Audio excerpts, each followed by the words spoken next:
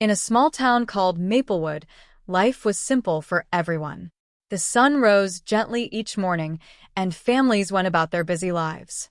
One crisp autumn evening, a strange event was about to unfold, changing the town forever. In the sky above Maplewood, a small spaceship zigzagged through the clouds. Inside sat Zira, a helpless alien mother from the distant planet of Gliese. Zira was small and green, with big, round eyes and delicate features. She had recently lost her home due to a terrible storm on her planet. With no food and nowhere to go, she made the desperate decision to escape with her only child, a tiny baby named Zeno. Zira had always been brave, but now she felt overwhelmed. Their spaceship had limited fuel, and she could see the blue and green colors of Earth growing closer. As the ship descended, Zira felt hope. Maybe they could find a new place to live. But soon, the ship glided too low and crashed into the woods behind Maplewood. With the ship damaged, Zira was forced to leave the wreck. She wrapped Zeno snugly in her arms and tiptoed through the trees, feeling weak and scared. They wandered for hours, shivering in the chilly night air, and Zira realized they were in trouble. She had not eaten in days, and her baby needed warmth and safety. As they stumbled down a moonlit path, Zira spotted a warm light shining from a small house. With her heart racing, she took a deep breath and approached the door. She knew she had to take a risk for Zeno. Gently, she placed the baby on the porch, carefully tucking a piece of cloth around him. Before she could change her mind, Zira hurried back into the shadows, praying someone would help. Inside the house was a kind-hearted man named Sam. He was a simple librarian with a love for stories. Sam was enjoying a quiet evening, reading a book by the fire, when he heard a soft cooing sound outside his door. Curious, he opened the door and gasped. There, on his porch, was a small bundle and the most beautiful baby he had ever seen. Rushing to pick up the baby, Sam looked around for the mother. He felt a mix of surprise and concern. He quickly brought the baby inside and wrapped him in a warm blanket. He had never seen anything like this before but felt a strong urge to protect this little creature. "What a sweet little one you are," Sam whispered, looking into Zeno's big eyes. The baby giggled, and Sam's heart melted. He decided to name him Leo, after the brightest star he admired. Sam knew he had to find the baby's mother. He looked around the yard and called out, "Hello? Is anyone there?" But there was no reply. He returned inside, still worried. The night passed, and Sam did his best to comfort Leo. He made a bottle full of warm milk, hoping to satisfy the baby's hunger. As dawn broke, however, Sam couldn't shake the feeling that Leo's mother was nearby. After some breakfast, he made flyers, writing about the mysterious baby found on his porch. He promised to care for Leo and wanted to reunite him with his mother. Over the next few days, Sam became attached to the little alien baby. He learned that Leo loved to giggle and coo. They played together in the yard, and Sam shared stories of far-off places from his books. Sam's neighbors began to notice Leo, and they all fell in love with him too. Days turned into weeks, and still, no sign of Leo's mother appeared. Sam worried for her safety. He couldn't understand how a mother could leave her baby, but he knew she must have had her reasons. His heart ached for Zira, wherever she was. One night, while gazing at the stars, Sam made a decision.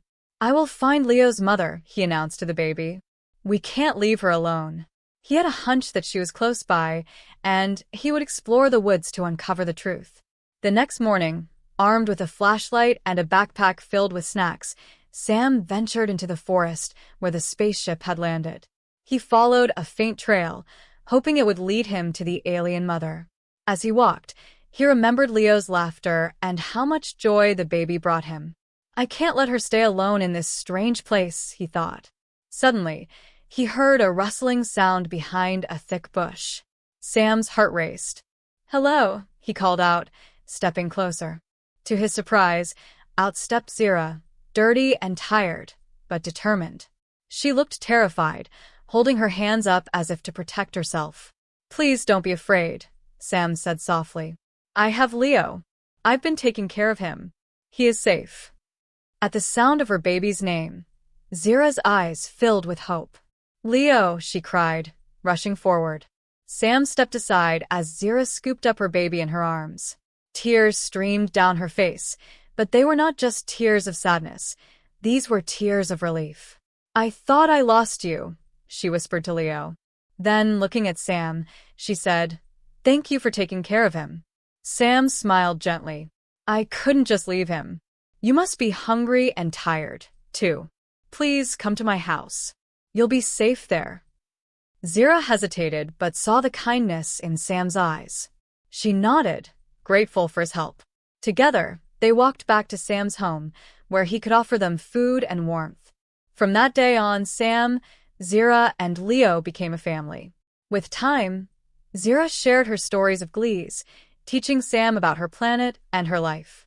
They learned from each other, adapting to their new family bond. Maplewood welcomed Zira with open arms, fascinated by her and the wonders she shared. Zira found comfort and purpose in her new home. She realized that, even in her moments of helplessness, kindness could light the way. And as they shared laughter and love, Sam knew he had not just saved an alien mother and her child, he had found a new story worth living. Zorpia, an alien mother. Gary, a human being. Crypto, an alien baby. Here is the story. The wind howled a lonely tune through the desolate, rust-colored canyons of Xylos. Zorpia, her large, iridescent eyes reflecting the dying light of the twin suns, clutched her infant, Crypto, closer. Crypto cooed softly, oblivious to the desperation clawing at his mother's heart. Their ship had malfunctioned, crash-landing on this forsaken planet weeks ago. Food supplies had dwindled to nothing, and Zorpia was faced with a choice no mother should ever have to make. Xylos was a barren planet, devoid of any substantial life. But in the distance, through the swirling dust storms, Zorpia had detected a faint energy signature, a beacon of civilization. It was a long shot, a desperate gamble, but it was all she had left. She had learned about the beings from distant galaxies, beings called humans from their damaged communication system, who inhabited the far-off planet called Earth. She knew that they are kind and helpful to one another. With weary steps, Zorpia trekked towards the signal, Crypto nestled securely in a pouch on her chest. Days blurred into nights as she navigated the treacherous terrain, fueled only by the faint hope that flickered in her heart.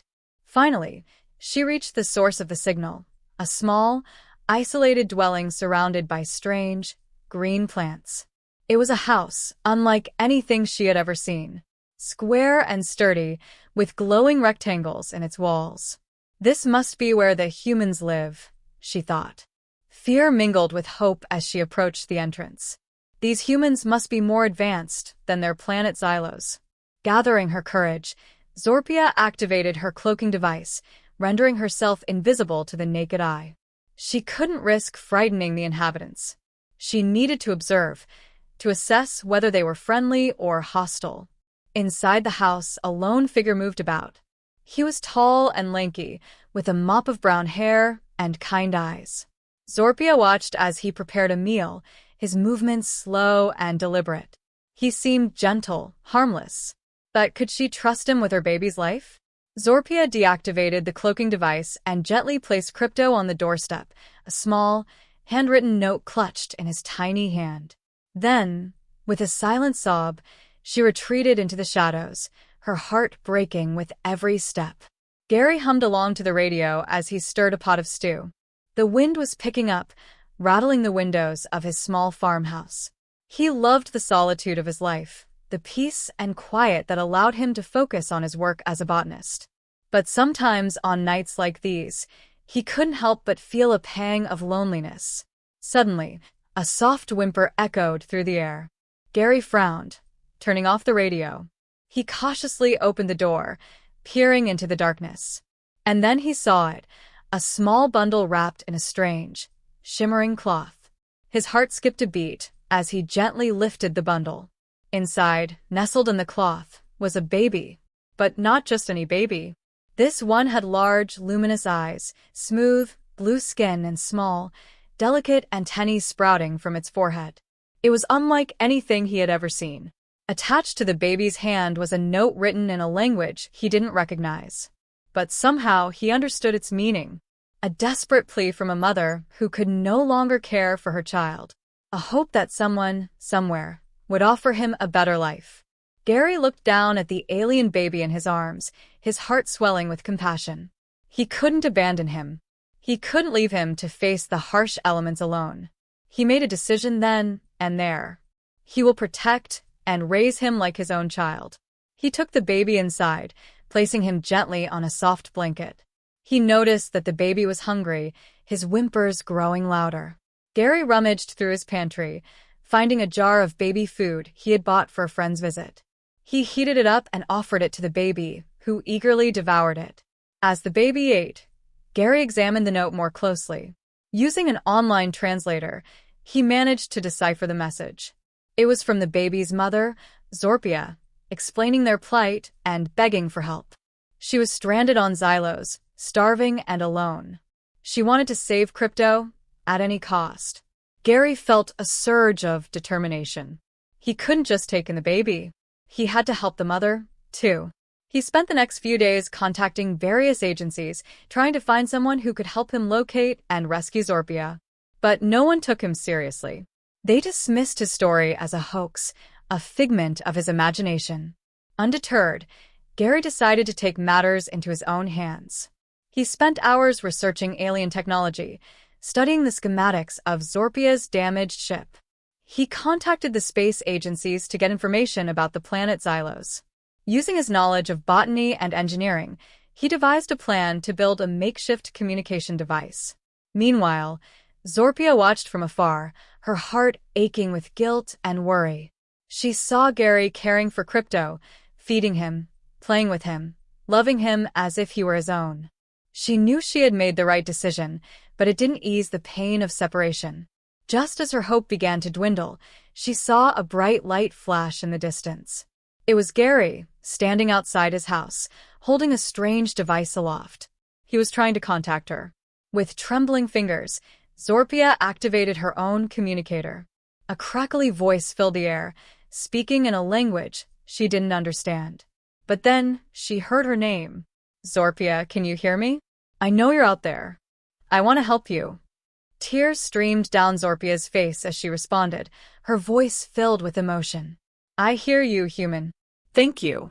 Thank you for taking care of my baby.